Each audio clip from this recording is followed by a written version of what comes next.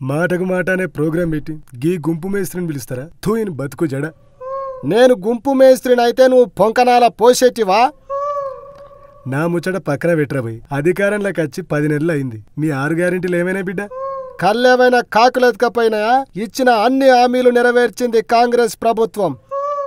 ఏం హామీలు ఎలుగబెట్టినావు? రైతు బంధుకు పంగనామం పెడితివి, రైతు రుణమాఫీ చేయకపోతివి, 500కి సిలిండర్ ఇస్తా అని జనాల్ని ఎడ్డోలని చేస్తివి, ఉచిత కరెంట్ ఇస్తా అని ఉట్టి మాటలు చెప్తివి, మహిళలకు 2500 ఇస్తానని జనాలను మటాజ్ చేస్తివి. ఇవన్నీ నీకు అందనట్టున్నాయేమో గాని యావత్ తెలంగాణ ప్రజలకు అందుతున్నాయి. నువ్వు 90 వేసుకొని ఇంట్లో వండుకుంటే ఇవన్నీ ఏడగనపడతాయి కేసీఆర్. గీ బక్వాజ్ వాగుడు బంజయ్. ఎందుకు పుట్టినవరా వంకరా అంటే సక్కగా ఉన్నోళ్ళని ఎక్కిరిచేతందుకు అన్నాడట వెనకటికి నీలంటోడు. అగో గట్లున్నది నీ పరిస్థితి. ఇసువంటి దిక్కుమాలిన మాటలు చెప్పుడుట్లా మీ కాంగ్రెస్ ఎప్పుడు ముందుంటది. మా సోనియమ్మ చెప్పినట్టు, మా రాహుల్ గాంధీ చెప్పినట్టు. ఏమై తెలంగాణ గురించి మాట్లాడరా భయ్ అంటే సోనియా రాహుల్ అనుకుంటా భజన చేస్తున్నావు. It's not correct. కొంచెమన్నా సోయి ఉండాలి కదా.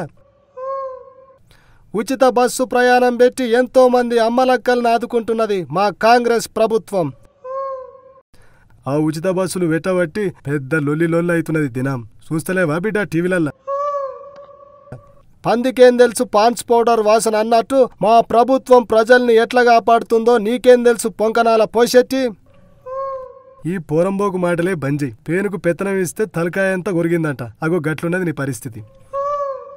90 కోట దాగే నీలాంటి సన్నాసులతోని కూడా సూక్తులు చెప్పించుకునే అవసరం లేదు నాకు. నువ్వు చూసినావు 60 నేను 90 తాగుతుంటే మాతుండే మాట్లాడుతున్నావా? ఒక ముఖ్యమంత్రి వయ్యుండి గిట్లనేనా మాట్లాడేది? కొంచెమన్నా సోయి ఉండాలి కదా. I'm sorry. మేమిట్లనే మాట్లాడతాం, మా భాషనే ఇంత. గిసువంటి వంకర మాటలు మాట్లాడితేనే పళ్ళు రాలుతాయి. మొన్న ఎన్నికలల్లో ఓడిపోయినాక నడ్డిరా కొట్టుకుంటివి. అసెంబ్లీకి రమ్మంటే 1,00,000 కారణాలు చెప్తివి. నా పళ్ళు నువ్వు రాలగొడతావా ఉత్తర కుమారా?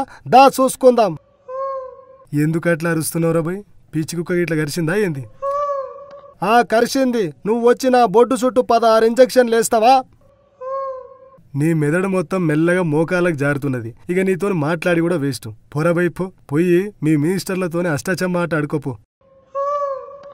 నేను అష్టాచమ్మ ఆట ఆడుకుంటా, మరి నువ్వేం చేస్తావు? తొక్కుడు బిల్లు ఆడతావా? అరువకు అని చెప్పినా కదా, పో.